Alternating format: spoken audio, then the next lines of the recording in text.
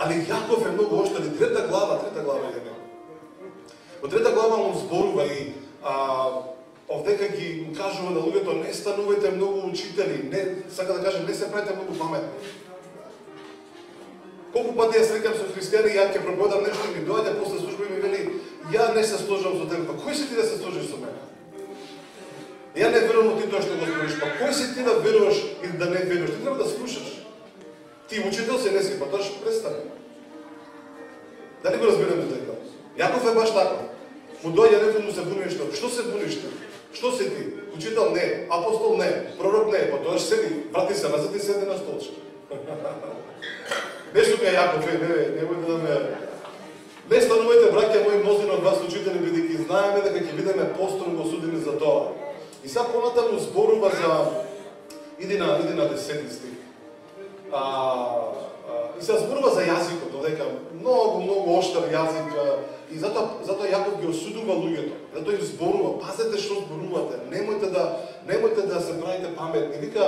Вика зашто никој не може да го скроти јазикот, нели? Сте слушале за проповеди за ова, 8 стих, но никој не може да го скроти јазикот, тоа нескротливо зло, полно со смртоносен отров. И вика 9 стих, со него го благословуваме нашиот Господ и Татко, и со него ги проколуваме луѓето кои што се создадени според подобието Божјо. И вели вака, 10 стих, од иста уста излегуваат благослови и клетви. Нели, ова сме го виделе. Истиот тој човек што тука ќе кажува најубедливи зборови, или некош или сам се наоѓаш, кажуваш, мед ти тече од устата. Нели, збора ќе кажа, како збори детево, колку е добро. И потоа тој истиот, или ти истиот, или ја истиот, дојдеш некаде и кажеш, магаре едно. И како може мед и магаре заедно да биде? Ама некако може. Така вика, значи може, вика, истата уста што благословува, може и да даде проклетство. Тоа е многу интересна појава. И ова се наоѓаме, значи многу пати се наоѓаме во оваа состојба. Затоа Јаков го изнесува на површина и изнесува реалноста. И вели вака, од иста уста излегуваат благослови и клетви. Браќа, тоа не сме да биде така. Не сме да биде тоа така. Не смеш да си дозволиш да имаш два извора. Всушност не е ли можно да имаш два извора? Али некои луѓе како да имаат два извора во нив. И вели, тече ли од исти извор, сладка и горчлива вода? Може ли, браќа мои, смоквата да биде маслинки или лозата смокви? Ни солениот извор не може да даде сладка вода. Многу често им кажам на луѓето, можам да го видам твоето срце. И луѓето кажат, не можеш ти да го видиш моето срце, само Бог може да го види моето срце. Па токму така, тој истиот Бог ми го открил твоето срце. Не да те осуди, не да те осудам, туку да ти донесам на површина дека не можеш да се криеш, не можеш да размислуваш на таков начин, не можеш да зборуваш на таков начин. Зошто? Бидејќи ако има и сладка и солена вода, никогаш нема да ги напоиш жедните. Не можеш. А овој свет вика дека, Исус вика, од вашата утроба ќе излегуваат што? Реки на каква? Ниту вика солена, ниту блага вода, вика жива вода. Зашто жива вода? Видите, ако му дадете на човек блага вода, пак е жеден. Ако му дадете солена вода, пак е жеден. И пак ќе се врати назад. И пак ќе дое назад. Ти го кажеш, нели ти дава вчера вода? Шефе, блага беше. Добре, ти солена. Пак дојде други ден, пак сум жеден, зашто па солена беше водата, еве ти блага. И тоа е како некој, што ви кажат србите, зачерен круг. Со дека не ти кажам, слушај, тебе не ти треба ниту блага вода, ниту солена вода, тебе ти треба жива вода. Тебе ти треба Исус. 13 стих. Кој е меѓу вас мудар и разумен? Со добро поведение нека ги покаже своите дела во мудра кроткост. 14 стих. Ако пак во своето срце имате горчлива завист и соперништво, не гордејте се со тоа и не извртувајте вистината. Тоа не е мудрост која слегува од озгора, туку е земна, душевна, демонска. Зашто каде што има завист и соперништво, таму владее безредие и секакво зло. Овдека грчкиот збор за мислам дека беше завист, е себичност. Себичност. И дека Јаков многу пати го допира зборот себично, вика, немој да бидете себични луѓе. Немојте само за вас да размислувате. Немојте само за вас да копнеете. Да, јас сакам да бидам, јас сакам да возам убава кола, јас сакам да живеам во убава куќа. Ја знам понекогаш да кажам, Господи, а ви за мене нешто има? Ја не го отфрлам тој момент. Не го отфрлам. Јас верувам дека ти треба да бидеш благословен, ја верувам дека ти треба да уживаш во работите што Светиот Дух ги спремил за тебе. Јас верувам во провизијата што ти е дадена да го исполниш тоа за твојот живот. Јас верувам во сето тоа. Но едно нешто плюс на тоа верувам, дека не смееш да застанеш таму. Биди ревносен за твојот бизнис, биди ревносен за твоето семејство, биди ревносен за своите деца, биди ревносен за твојата куќа, биди ревносен за тие работи. Но не ги отфрлај, не застанувај само таму. Нека таа ревност почне да се излева и на другите луѓе. А тоа што ако не почне да се излева, знаете што се нарекува? Се нарекува себичност. Се нарекува себичност. И грчкиот збор за себичност е всушност се употребува за луѓе платеници. Знаете што се платеници? Луѓе кои што се платени да убиваат или платени се за одредена работа, mercenaries, не знам на хрански да го преведам најдобро. Платеници. И знаете што прават платениците? Не се интересираат за никој жив човек.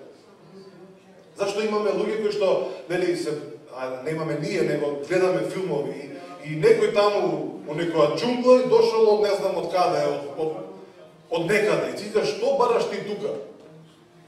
Човечки права. Какви човечки права? Тој платен. И се бори за што? За пари, за себе си. Тој само за себе мисли. И многу интересен грчкиот збор, себичноста се однесува на луѓе кои што само за себе мислат. Само за себе сакаат да си, не може да размислуваат надвор од својот контекст. Не може да размислуваат надвор да благословат некој друг или трет. И можеме тука многу стихови да читаме. Филипјани, 2 глава, 3 стих. Ајде само најди го тој. А исто и Јаков зборува и во 2 глава зборува и во 4 глава зборува за себичност. И причината зашто го зборува тоа е, вели, слушај, ти припаѓаш на црква, ти не можеш само за себе да мислиш. Ти не можеш само за себе да размислуваш. Ја не верувам дека молитвата беше измислена само за тебе. Ја не верувам дека молитвата е дадена само ти да му збориш на Бог. Или да кажам, само за себе да му збориш на Бог. Ја знам еден човек кој што рече вакво нешто. Рече, ја не се сеќавам кога последен пат нешто сум му побарал на Бог. Не се сеќавам кога последен пат сум рекол, Господи, за мене ништо. Знаете, го слушам, тој си викам, заради тоа може. Вели, може ли 7 години помина, ја веќе не размислувам за себе си. Не, никогаш не сум се, вели 7 години не сум кажал, Господи, дај ми на мене нешто. Него секогаш, а човеков е, да не речам билионер, да не речам каква служба има, да не ви објаснувам. Зашто е тоа така? Затоа што човеков го решил или решил во своето срце за кого да размислува? За другите. Решил да биде благослов за другите. И кога ќе решиш да бидеш благослов за другите, Бог едва е чека да најде несебично срце, каде што ќе излее врз него нешто, каде што ти ќе бидеш канал, каде што ќе можеш да ги благословуваш другите. И затоа ви кажувам илјадници пати, дарежливоста е условот да го запознаеш Божјото срце. Што повеќе вежбаш дарежливост, толку повеќе го запознаваш каков е Бог, кој што покрај оној стих што го читавме на почетокот, иако беше Бог, не си го зема тоа за право, не си го зема тоа за гордост и рече, јас го ставам на страна моето, Исус вели, и ќе станам како нив, како човек. И потоа словото не вели, дојде полн со благодат и полн со вистина. И вели, даваше дарежливо, даваше насекаде. Беше дарежливо се што правеше. Исус, самиот Исус вели, слушнете, јас не дојдов да ми служите на мене. Не дојдов за тоа. Што вика Исус? Ја дојдов да служам. Мислите дека има некоја вистина во себе? И затоа да се изградува црква, да. Исус ни даде и апостоли, и пророци, и евангелизатори, и учители, и што беше трето. И пастори, да не ги заборам пастори. Може да кажем една најискрена работа, што може да биде најискрена во овој момент? Може? Може ќе ни искара после, може. Може треба да избришиме во Атлентава. Ма ја лично. Искреноста е многу тешка работа. Ја мислам дека у Македонија нема многу пастори. Да, се нарекуваат луѓето пастори. Има титула, ја носат титулата пастор. Ами ја би рекол, од сите тие што се нарекуваат пастори, може би двајца се вистински пастори. Да, ја би рекол, не е туку бизнесмени, ја би рекол дека тие имаат срце за Бог. Они се, може би се евангелизатори, може би се проповедници, може би се администратори се. И сето тоа е окей, али го нема тоа вистинското Божјото срце. Затоа што јас верувам дека ако имаше пастори вистински, ќе научевме какво е Божјото срце во Македонија. Ќе научевме. И ќе имаше многу луѓе кои што велат, ваков е Бог. Вака изгледа Бог. Ваков е Бог дарежлив. Некој кој што не се грижи само за себе, него се грижи за другите луѓе. Дали го разбираме тоа? Ова покажи го мислимо. Ќе ми искараат другите пастори. Дали го разбираме овојта? Ќе ставиме друг глас. Али ја не зборувам само, ја не покажувам прст само кон некој друг. Ја покажувам прст и кон тебе, и кон мене. Затоа што, ако ти велиш дека ти си христијанин, тогаш луѓето околу тебе единствено што требаше да гледаат Христос, а не да гледаат нешто друго. Децава ме укорија са вајна пред 15 минути. Рече, ние никогаш во дните немаме видено да ти свирнеш на некој позади со колата. А го направиш тоа пред 15 минути. Еден заспа на семафор и викам, тргај го, еде! И он рекол, никогаш ще немаме видено да направиш такво нешто. Јас се не дав изговори, ама заспал, јас се брзам, треба да идам на служба. И дали ја можам да кажам изговорите, ама треба да проповедам, ти он не зна, види го на мобилниот нешто прави. Веќе е направено што да. И сега можам да ви кажам, јас сум самоконтролираната личност што сте ја видели. И да се кажем, а тоа со свирката?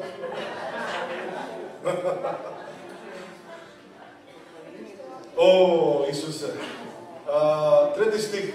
Не правете ништо од ривалство. Грчкиот збор дека е себичност. Всушност, ривалство е добро преведено, бидејќи грчкиот означува место или начин каде што сакаш да ги оттрнеш другите од себе си. Или подобро да кажам, да се покаже дека си подобар од нив. И секогаш кога ќе се појави некоја желба, иако може не да дојдам со некоја, да им покажем на нив, види како мене Господ ми направи и како Господ ме благослови. Тоа се нарекува себичност или ривалство. А ривалството секогаш има способноста да ги оттргнува или да ги отурнува луѓето од тебе. Или најлошот се од Христос. Затоа ти не смееш да бидеш извор на горчлива вода, на сладка вода, дури на солена вода. Ти да бидеш извор на жива вода. Океј. Туку во понизност сметајте се еден друг за поголем од себе си. Ова е најверојатно најтешкиот дел во целиот Нов Завет. Дали го разбираме тоа? Ова е најтешкиот дел да се практикува. Затоа што треба да некој кој што е неуреден, некој кој што прави глупост по глупост, будалаштина по будалаштина, се нарекува христијанин, доаѓа од црква, ја треба тој човек да го сметам за поголем од себе си. Како? Како да го сметам ја поголем од мене? Кога ја во себе поглед сум подобар од него. Најверојатно. А Светиот Дух вика, сметајте се себе си пониски од другиот. Ова ви е чиста благодат и чиста понизност. Тука кој ќе дојде некој да се симнам капа. Не носам капа, ама се думам. Океј, ајде идеме сега во другите стихови. Ова беше интересно. Да? Океј.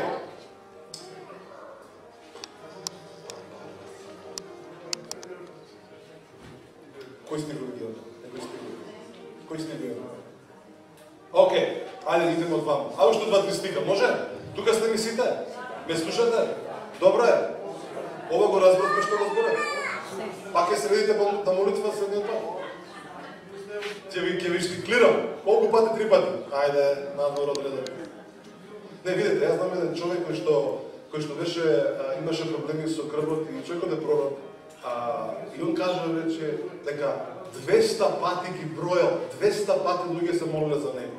200 пати се молеле за него. Значи, ја не го споредувам тој момент каде што човеков ја имал таа состојба или пак каде што луѓето се молеле за него. Јас зборувам за ставот што го имаш. Значи, не зборувам за таква некоја потреба каде што стварно ти е потребно исцеление, него јас зборувам за став на себичност, каде што доаѓаш и само мислиш на себе си. Ја правиме разликата? Дори всушност 200 пати е поразувачки за умот на еден човек. Да некој 200 пати се моли за тебе и ти упорно да веруваш дека Бог ќе те исцели. И на 201 пат човекот бил исцелен. Чудесно исцелен. Јас зборувам за ставот што го имаме, да не мислиш само на себе си. Да не мислиш дали ќе има за мене доволно. Тоа всушност е страв. Всушност себичноста потекнува од стравот. Кога ќе видиш себичен човек, кога ќе видиш човек кој што или тоа може најубаво Македонија да го почувствувате. Може во Швајцарија не може да го почувствувате тоа толку лесно или пак некаде во други земји, али вие стоите на жолта линија, а тој упорно те бутка за да он ја стапне жолтата линија. Ти седиш, чекаш ред, тој упорно те турка и ти си кажеш, абе човек, има место. Идеш во авион, точно знаат сите кој им е местото, ама не. Он мора се турка. Зошто? Затоа што он се плаши дека можеби некој ќе му го земе тоа што е негово. И тоа е страв. Значи себичноста е страв покажан на дело. Океј, ајдеме вама. Сега, како да ги тргнеме сите овие работи од нас? Да ви каже Зоран, се угодиш тоа што кажеш. Ама дај помогни ми како да се сменам. Дај помогни ми како јас да не бидам таков себичен човек. На пример, ја не сакам да бидам себичен човек. Не сакам. Не сакам да бидам кој збор се користи? Шкрт, кабе нема да го скржав. Не сакам да бидам скржав и не сакам да бидам алчен. Ја 3 работи ги учам нашите деца. Велам вака, ако успеете да не бидете алчни, себични, и скржави, ќе бидете најрадосните луѓе на овој свет. Најрадосен човек ќе бидеш. Јас сакам да бидам радосен човек. Јас сакам да што и да се случува, ја да бидам радосен човек. Ама Зоран напаѓа, абе ја ќе бидам радосен. Радост во мене. Ама Зоран, ти не знае економијата паѓа, радост во мене. Зоран, овие ќе ти зема тоа, радост во мене. Сакам да бидам радосен човек. И сега ми каже, Зоран, како бе јас да бидам таков? Ти се уботиш тоа што кажеш. Ма ти не знаеш ја кај живеам. Ти не знаеш со какви луѓе јас имам работа. Ти не знаеш со какви битанки јас имам работа. Ти не знаеш со какво обкружување јас живеам. Ти не знаеш дека сите околу мене се расипани, дека сите не чинат. Па да те земеме тебе, да те направиме подобен. И Словото ни дава одговор како да го направиме тоа. Не е ништо комплицирано, но е потребно да се подложиш на тоа. Ајде ги читаме. 2 Тимотеј 3:16-17. Целото Слово, целото писмо е од Бог вдаховено и е полезно за поучување. Слушате сега, бројте на прсти колку работи прави писмото. Значи, првен ти кажува дека не е човечка измислица. Дека полезно е, зашто? За поучување, прво. Второ што? За прекорување. Трето, за поправање. Четврто, за воспитување. Пето, за да биде човекот совршен. И шесто, да биде подготвен за секој добро дело. Океј. Некој од вас, за жал, има голем изговор. И кој ќе ги прашам некој, а ти, брат, читаш Библија? Од кај ја време да читам Библија? Вчера гледавме една смешна, нема да ви кажам од каде човекот, и го прашува, некој квиз беше, и човекот го прашува, вели, а ти читаш книги за малку да го подобриш своето знање? Абе, ја немам време леп да јадам, па ќе читам книги. И тој вика, добро, колку време ти, колку сати ти работиш на ден? Па 7 сати. И сега овој што е водачот, или тој што вика, па чекај, 24 минус 7, тоа е 16, така ли, 16? 17. Вика, 17 сати што преш? Па рече, со другарите треба да излеземе, да се напиеме малце, па со нив да поминам време. Го разбираме овој дел. Значи, ние сакаме нешто, сакаме да бидеме силни христијани, ама Библијата, ќе чита Зоран, ќе чита, например. Александр, нека се мачи таму, па он ќе дојде тука, па ќе ни објасни, каже ме дајде колку беше добро што ни го објасни ова. Браво, Алекс. Доброто е што ти било објаснето, лошото што не е твое. Затоа што помазанието е можеме да ти го дам на тебе. Ја можам те добра и да почнеш да пророкуваш. Сега е готов факт. Може да пророкуваш. Ја можам да го пренесам моето помазание, но откровението не можам да ти го пренесам. Откровението е што јас имам за словото, за благодата, не можам да ти го пренесам. Мора да се роди во тебе. И затоа ти можеш тука да седиш и да слушаш благодат и сето тоа да ти биде јасно тука. И кога ќе отидеш надвор некаде, што беше за тоа благодат? Зоран, што е благодат?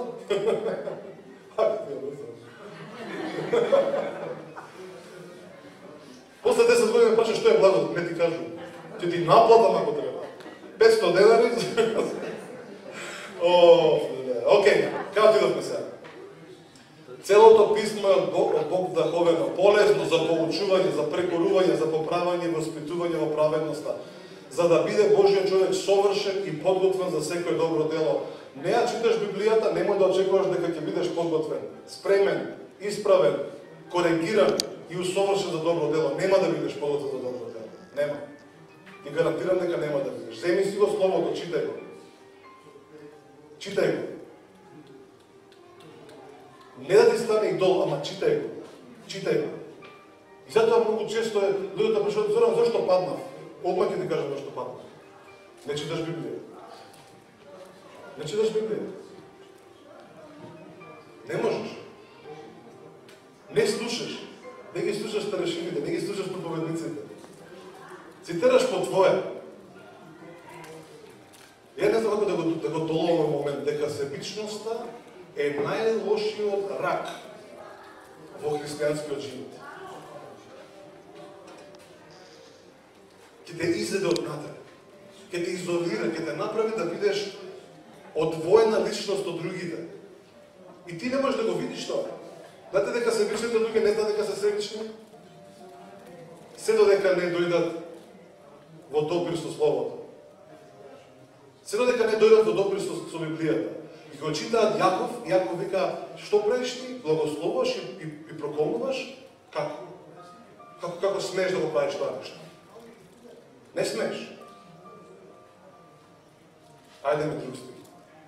Кој стих е тоа? Иди на...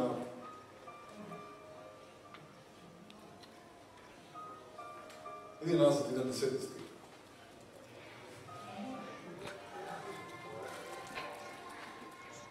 Не е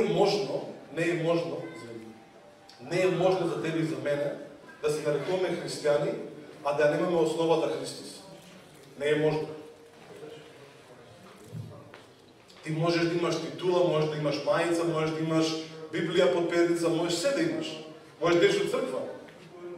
Али ако имаш основа која што е надвор од Христос, или која што не е градена врз Христос, и не можеш да успееш во христијанскиот живот. И многу често ги приметувам луѓето како полека заминуваат не од Христос, толку многу поише од црквата. Зошто? Зашто не им одговара.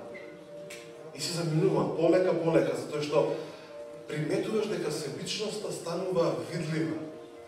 И затоа вика 10 стих, овој го зборував пред некој ден, али е многу добро да го слушнете, уште еднаш, ја да се го слушнам за себе си. Според Божјата благодат, според што? Според Божјата благодат. Бог му дава на Павле благодат. Вика, еве ти Павле благодат. Там, сега му вика вака, во таа благодат има нешто што ќе ти помогне да бидеш мудар зидар. Овдека зборот зидар е архитект, архитектон. Човек кој што го има планот. кој што поставил основата, кој што знае како тоа изгледа, го видел и вели луѓе, според Божјата благодат што ми е дадена, еве ви основата, еве ви го архитектот, или пак нацртот, и ви го поставувам пред вас.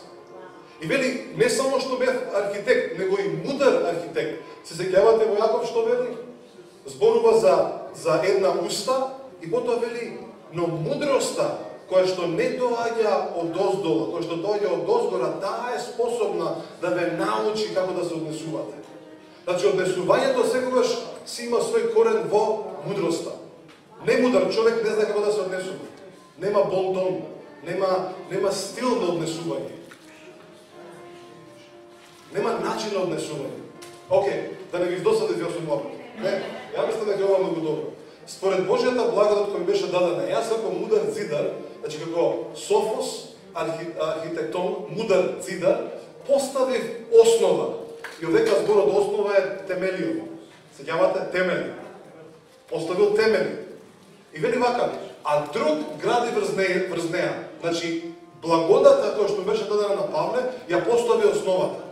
И сега вика, а други нека град. Но, секој нека внимава како гради врз неа. Значи, ти е дадена на тебе и на мене ни е дадена способност да градиме. Океј? Значи, никој не може да каже, ама Зоран, ја не градам ништо. Не, ти градиш цело време. Имаш способност да градиш. Прашањето е, врз што градиш? Секој во оваа просторија гради нешто. Независно од твојата куќа, градиш нешто. Го градиш ликот на Христос во твојот живот. Градиш нешто. Прашањето е кон што гледаш за да градиш. Ти може да гледаш кон системот, кон владата, кон политичарите и да мислиш, еве јас градам.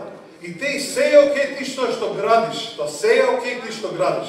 Прашањето е дали градиш врз основата или дали гледаш што Бог му ставил на Павле како архитект и ја зацртал, му го дал нацртот, дали ти гледаш кон него или гледаш кон нешто друго. Зашто само еден стих понатаму вели, зашто никој не може да постави друга основа освен онаа што е поставена која што е Исус Христос. Не може, не сме. Се сеќавате што зборевме последниот пат? Се што е изградено надвор од нацртот е дива градба. Дива градба. И тој дел мора да се искрши, тој дел мора да се сруши, мора да се коригира. Јас сум пораснат со татко ми, уште е жив, кој што имаше многу лозија. И се уште има лозија горе на водно. Јас сум бил многу вредно дете порано, работливо дете и многу се срамавме кога татко ми ќе ме носеше на трактор, ќе не стави и така ќе носи горе на водно. И ние како тинеџери вака се криевме да не види никој. Знаете, се срамиш ќе те види некој девојче, некој или другарки и да се смеа. А научив многу работи. А не само што моравме да стануваме рано са бајле у 4 сати да работиме, ќе ни даеш еден ред, 50 метри, 100 метри. И кажа, ова е твој ред. Дали ти го завршиш за 2 сата или за 15 сата, тоа си е твој. Не, со брат ми. Цел ден. И се слушате што се случуваше. Постои момент што се нарекува кроење. Дали знаете што е кроење? И тоа лозата си расте. И горните делови кои што растат, кои што не изгледаат лоши, и татко ми ќе ми кажеше, еве сега мора да ги скратиме овие делови. Дали знаете како се викаат делчињата кои што мораше да се скратат? Тие се нарекуваат копилци. Некој кој што не припаѓа на стеблото. Оно израснало, си дало некаков плод, нешто е видливо, али мора да се исече, а тоа што ако остане таму, ќе ја ослаби основата, ќе го ослаби стеблото. И така во нашите животи многу често ние се среќаваме каде што нешто се руши и викаме, Господи, ѓавол ме напаѓа. И доаѓаш и ти се моли некој за тебе и вика, во името на Исус, да не се сруши градова. И таа се руши. И ти си викаш, Господи, зашто? Зашто ѓаволот е посилен од тебе? Само за да Господ ти каже, па не беше ѓавол, јавов. Морав да го схватам тој момент, зашто? А тоа што е дива градба. А тоа што е надвор од благодата, надвор од проспектот, надвор од целината која што е поставена. И се што градиш ти надвор од таа основа, а основата мора да е Христос, е веќе осудено на пропаст. Веќе дадено на пропаст. Независно колку добро изгледа, или колку фантастично изгледа, или колку magnificent, не знам како се да кажам. Величествено изгледа. И многу християни ќе ти плески да леле што направи ти, само за да после некој време доаѓа главниот архитект, кој што е Исус, и мери и вика ова е дива градба. Не е без основа на благодат и мора да го исечеме. И затоа е подобро, пред да се крои, пред да се сечат тие работи, да се понизиме малце повеќе, да го скротиме нашиот јазик, да слушнеме што има некој да каже, некој кој што разбира малце повеќе од нас, и да бидеме послушни на тоа слово. И да не мора да страдаме понатаму, да не мора да се редиме во линија уште еднаш, и уште еднаш, наместо ти да се молиш за други луѓе, ти поминуваш цела година некој се моли за тебе. Наместо ти да бидеш благослов за некој друг човек, некој мора да троши енергија, време и сила на тебе да ти објасни уште еднаш. И словото вели точно е дека носете ги славите. Но ја не знам дали пише носете ги себичните. Затоа не знам дали има таков стих. За слабите и разбирам. Ја правам разлика помеѓу слаб човек и себичен човек. Слаб човек е човек кој што можеби не разбира моментот првите 6 месеци. Првата година да не разбира што се случува. А после тоа не те сметам за слаб. После тоа те сметам за себичен. Да не е многу строго ова што го зборам? Не? Океј, некако многу да не кажам нешто многу страшно. Внимателно слушаат слушателите, добро е. А што ќе кажам на крај? Добри сте ми сите?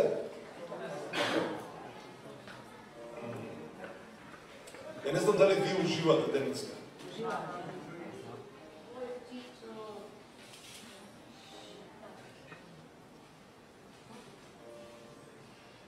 Има нешто посебно, не знам дали тоа само јас како емоционално го доживувам, али таму во последниот ред кај што седат тие девојчињата, сите тие девојчиња што седат, има голема редица на ангели наредени по здравје.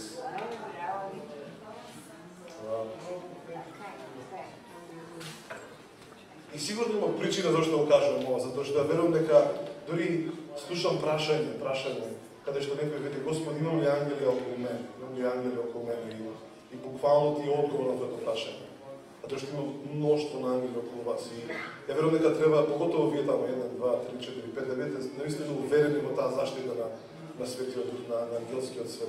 Поготово до девојчето што е тука со плавата 1, 2, 3, 4 до Анастасија. Помеѓу двете Анастасии има голема заштита, има голема сила на заштита, сила на воскресение. Затоа седиш помеѓу двете Анастасии. Има голема сила на воскресение. Океј, ајде да продолжим уште една минута. Може? Кај застанавме? Да, ајде го кажам ова. Ова е добро да го слушнете, бидејќи ја верувам дека е добро откровение, ама мора да си го задржите за себе си, ако можете, и да го живеете во вас. Ќе зборам малку за слушањето. Океј, за слушањето. Сега зборевме за зборувањето, сега ќе зборам за слушањето. Постојат многу начини на слушање. Имате принципи на слушање. Значи, некој од нас се научил да слуша добро. Ја обично се фалам или го кажам тоа како начин или кај што велам, ставиме до најгласниот звучник што постои, пушти ја најгласната музика, ја ќе го слушнам гласот на Светиот Дух. Затоа што не ми смета. Затоа што од друга фреквенции се тие гласови. Едниот е бучава, другиот е глас. И имаме начини на слушање. Ти и јас сме научили да слушаме нешто. Кога ќе слушаме некој јазик што не го разбираме, веднаш ни се како звуци, ама не разбираме што е тоа. Постојат принципи на слушање. Значи тоа, дека некои работи сакаш да ги слушаш, некои работи не сакаш да ги слушаш. Ја често кога ќе слушнам некој да зборува пцовки, да кажува, и сум го научил моето слушање да ги блокира тие работи. Едноставно да ги трга од мене. Се исклучувам од тој момент. Зошто? Бидејќи не сакам да ништо тоа прљаво влезе во мене. И дури ако влезе во мене некако, тој звук, да имам начин како да го исфрлам од мене. Да му кажам, ти не смееш да бидеш тука. Ама не сите тоа го знаат. И затоа некогаш се мачиме со тие мислите. Имате начини на слушање, имате принципи на слушање. Знаете што е третото? Имате уметност на слушање. Некои луѓе се уметници да слушаат и точно знаат како да го насочат своето уше да слушнат и да бидат и да го разберат тој момент. Тоа се нарекува уметноста на слушањето. Сега, знаете ли што е врвот на сето тоа? Врв на сето тоа е мудроста на слушањето е извршувањето. Значи ти можеш да имаш и начини на слушање, можеш да имаш и принципи на слушање, можеш да бидеш и уметник во слушањето. Но ако не го извршуваш тоа, нема мудрост. Затоа мудроста на слушањето е неговото извршување. Затоа Јаков вели, немој да бидете само слушатели, туку бидете и извршители на Словото. Зошто? За да бидете мудри луѓе, да има мудрост во вас. Затоа, за никој од нас нема изговор зошто некои работи се случуваат во нашите животи.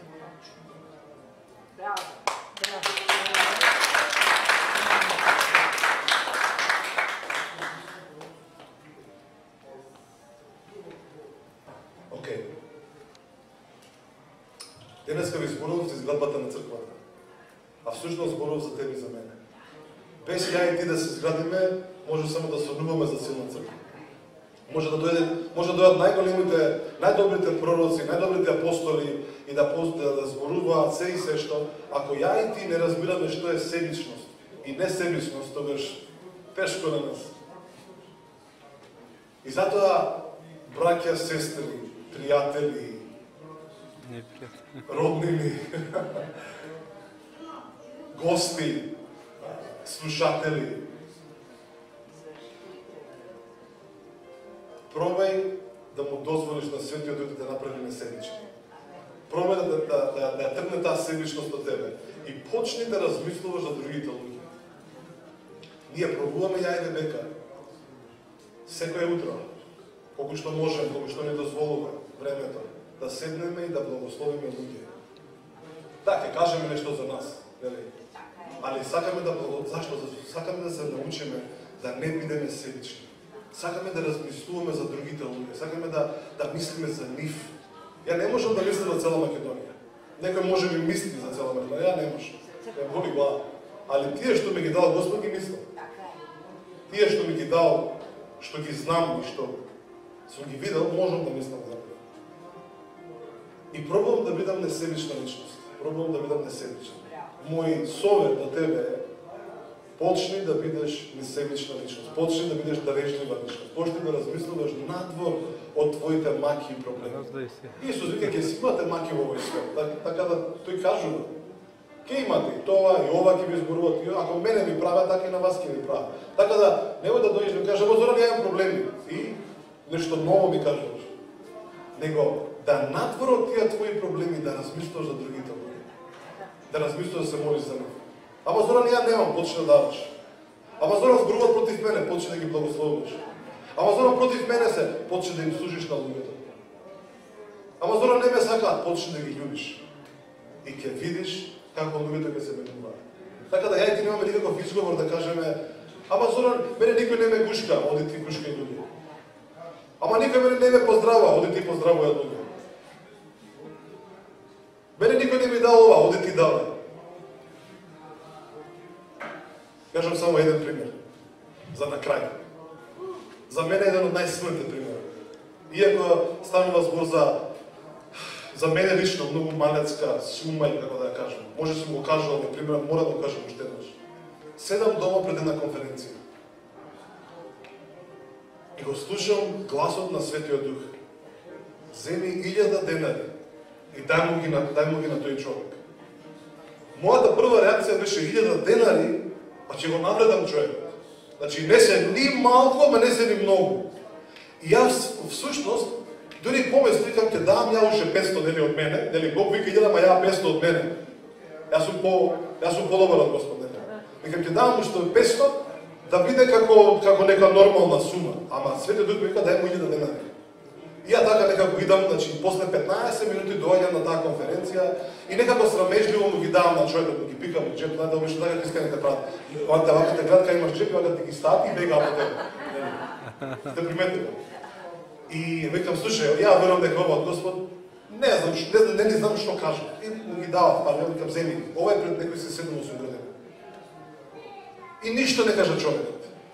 Ја слушам приказната негова после 3-4 дена. Знаете ли која беше неговата сторија? 15 минути пред конференцијата човекот се молел. Всушност се жалел.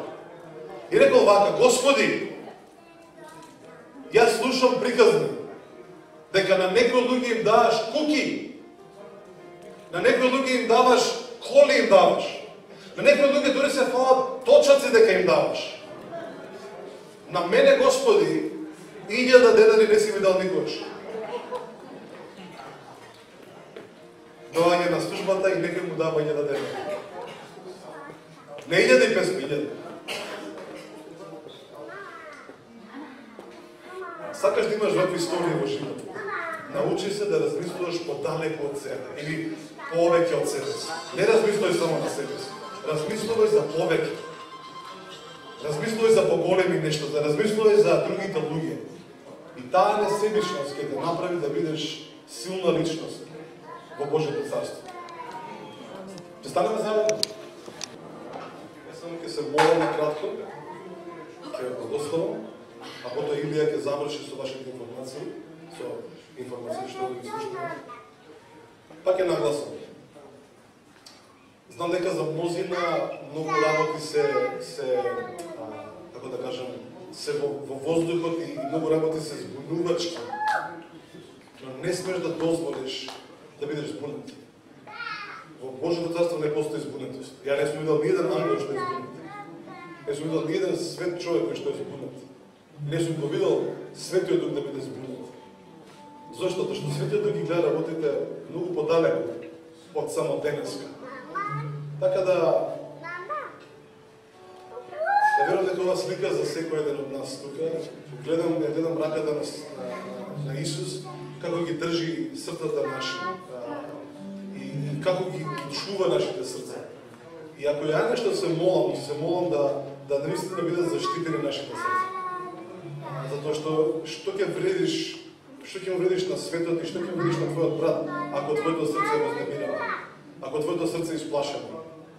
Затоа ти треба тој мир. Така да, ако знаеш каде е твоето срце, стави рака врз него или две раце, или не знам како. И ќе го молиме или ќе бараме од Светиот Дух да навистина ни помогне да ги заштитиме нашите срца. И Татко Небесен, фала ти за ангелското присуство денес. Фала ти за охрабрувањето таму позади, за тие ангели наредени. Фала ти што независно дали ги чувствуваме или не, независно дали знаеме дека се тука или не знаеме. Јас ти благодарам што навистина твојата рака е силно прибиена кон нашите срца и силно влие врз нив. И Свети Душе, ти си тој кој што е најблизок до нашите срца, и да кажам во нашите срца, затоа што дојде и беше излеан во нив. И затоа ти благодарам што не заштитуваш со твојата љубов, не заштитуваш со твојата рака, не заштитуваш со твојата несебичност или пак дарежливост, и не учиш како да бидеме христолики. Јас се молам посебно за луѓе кои што се исплашени сега, да во името на Исус тој страв да си отиде. Се молам за луѓе кои што се збунети. Во името на Исус, да секако збунетост биде заменета со утеха. И затоа фала ти што ти си добар Бог. Фала ти што независно што ние мислиме, разбираме или не разбираме, ти си секојаш тука со нас.